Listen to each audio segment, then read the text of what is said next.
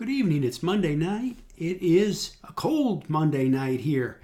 And I hope everybody's doing well. And I'm knocking out some videos, answering questions for people. And as I always say, feel free to ask questions. I'll get to you. I promise I'll get to you. It gets very, very busy. And I'm not going to lie and say I'm going to get to you within the hour, but I will get to you because it's very important to me. It's a passion of mine teaching. I've taught basically good portion of my life. I love it. Different things. So I got a question here from Tim, and I'll just read it to you. Tim asked this: do you use stops or just mental stops? I find that market makers hunt those stops if you're anywhere close to the action. And he says, if I had the time to watch it, I wouldn't use them. But in case of today, I would be glad they were there.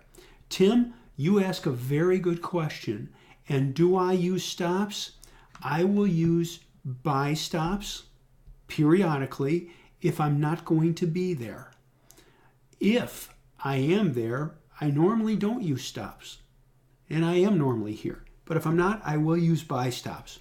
Do I use sell stops? Yes, I use sell stops.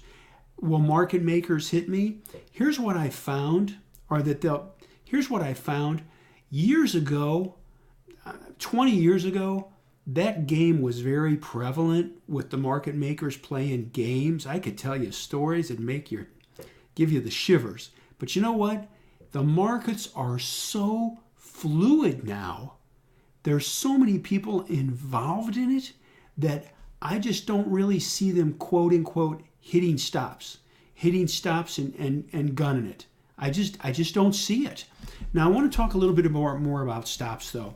There's something else I encourage people to do, because a lot of people, they're working, they've got careers, and that's awesome. Good for you.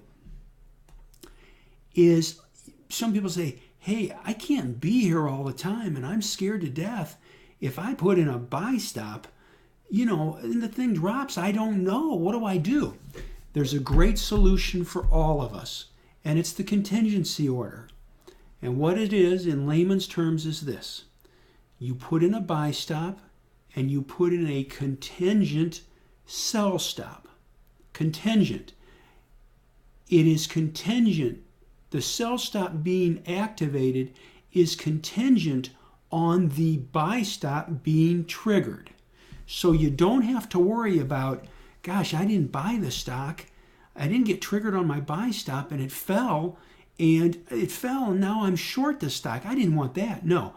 The stop will only be triggered, the sell stop will only be triggered when the buy stop is triggered. No buy stop triggered, your sell stop is not triggered, which is a great way to do it. So let's do a real world example. Let's suppose you're interested in buying a stock. Let's just do simple numbers.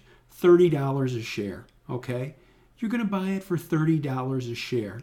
And you say, well, boy, if that thing falls down to around 29, I want to get out of it. What you do is you put your buy stop in at 30 and a contingent sell stop at 29. If your buy stop gets hit, your sell stop order is automatically put in place and you're in great shape and you're protected. And that's how you do it. It works really, really good. But to answer your question again, I have found the markets are so fluid, market makers aren't gunning stock prices and stops. I don't see it. And then my friends that I've traded with, they don't see it either. So overall, I'm not worried about it. The markets are fairly fluid. I will say one last thing to you though, to everybody.